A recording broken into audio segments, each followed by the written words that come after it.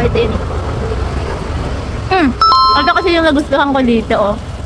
Ang lambot ng loob. Sarap. Isang buo kasi yung... Tsaka, alam mo, bago. Kasi ang Pringles, pag hindi bago, Matigas. Hola everyone! May pa-mini vlog tayo. Oo, naglalakad kami dyan papunta sa sakayan pa uwi. Galing kami niyan sa worship night. Then after, nag-crave kami ng lugaw. And sa katabi niyan, mayroong bakery. Sabi ko sa kanila, masarap ang mga tinapay doon. To the point na open sila 24 hours. May nakapagsabi lang sa akin noon na masarap siya until natikman ko siya. Kaya pinagmalaki ko dito sa mga kasama ko na may favorite akong tinapay nila. So in short, tig-isa kami ng supot dyan dahil napabili kami. Yung video nga pala na to ay hindi galing sa akin. Pero hiningi ko lang siya and pumayag naman siya. Sinend naman niya sa akin. So, meron tayong pa-mini vlog. Kaya wala akong na-capture nung mismong bakery. And for the sake na hindi to amagin sa gallery niya at maging memories na lang, in-upload na natin para meron tayong mababalikan. So, all credits dun sa nag-video nito. Hanap lang tayo ng pwesto kung saan tayo magte-taste test. Wow, may pa-taste test! O, diba? Ang ganda ng videographer. Woo!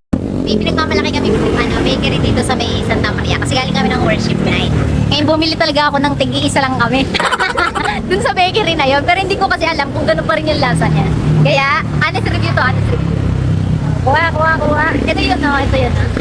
Kuha ko, taste test niya. Pwede ka natin lang. No, isang buo. Maano ko ba si sugar? Sige lang. Okay. Minsan lang naman. Nagkano ba? So, yung side ko.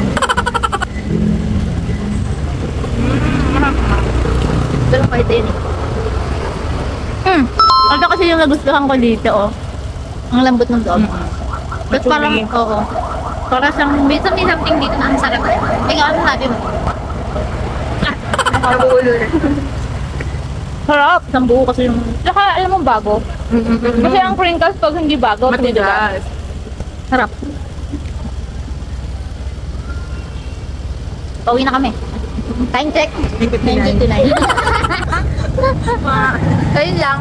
Bye-bye! Bye!